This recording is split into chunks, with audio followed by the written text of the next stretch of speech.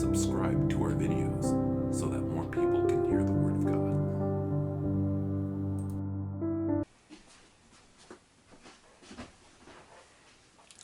Good morning and welcome to 5 Minutes a Day with God, and welcome to Wednesday. And we are in the book of Ruth if you're just popping in. And so we're going to look at chapter 2 verses 2 and 3. And Ruth the Moabite said to Naomi, "Let me go to the fields and pick up the leftover grain behind anyone in whose eyes I find favor."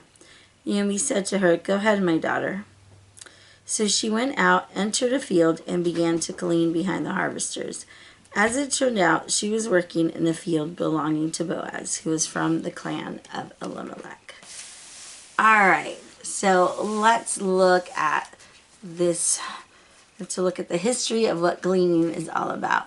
But first of all, we see a lot of great character traits about Ruth. We see that she is loyal, that she is faithful, that she has new faith in Yahweh, but it is passionate.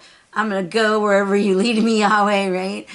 And so we love that about her. And she is she's sacrificial, right? She has sacrificial love, that she was willing to put her own means, right? She could have gone back and done the safe thing like Orpah did and found another husband, but she went on a risky adventure with Naomi to a new land. And so there's a lot in the Bible that talks about like caring for the orphans and caring for the widows.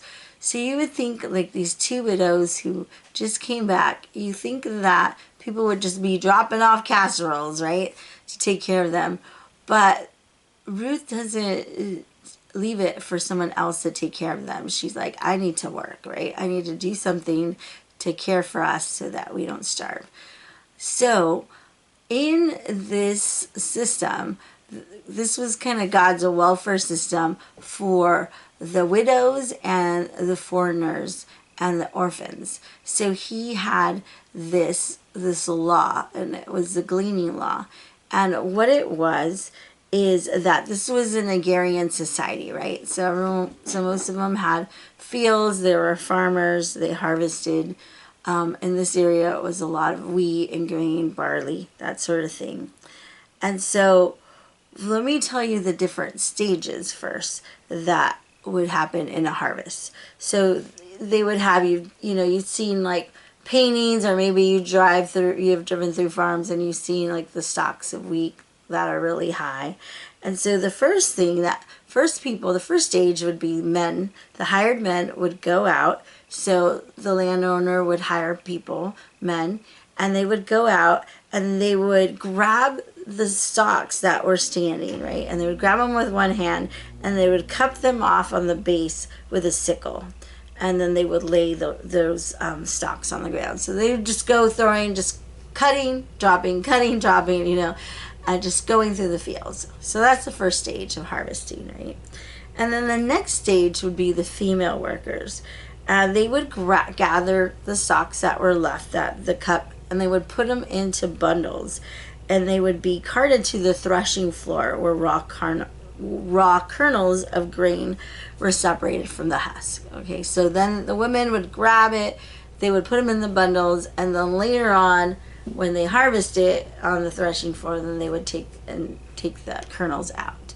All right, so the last group were gleaners, and gleaners came last. And one thing about gleaners that you needed to know is they were only permitted in the field after both teams of hired workers finished. So it was only after the men went and then the hired women went, and the bundled of stalks were removed and taken to the threshing floor. And so what the Mosaic law required is that the harvesters would leave the corners, so the corners and the edges of the field uncut. And that they would only comb over the field once. So they could go once and, they left this, but they can't keep going back. I forgot that little kernel, right? And so any uncut grain that was missed would be scraps for the poor. the widow, the orphan, and the foreigner. So they even had provision for the foreigners. So, and so that was the theory behind it. And I don't know about you, but I've seen the pictures, right? I've seen the paintings where the gleaners are out there getting food, and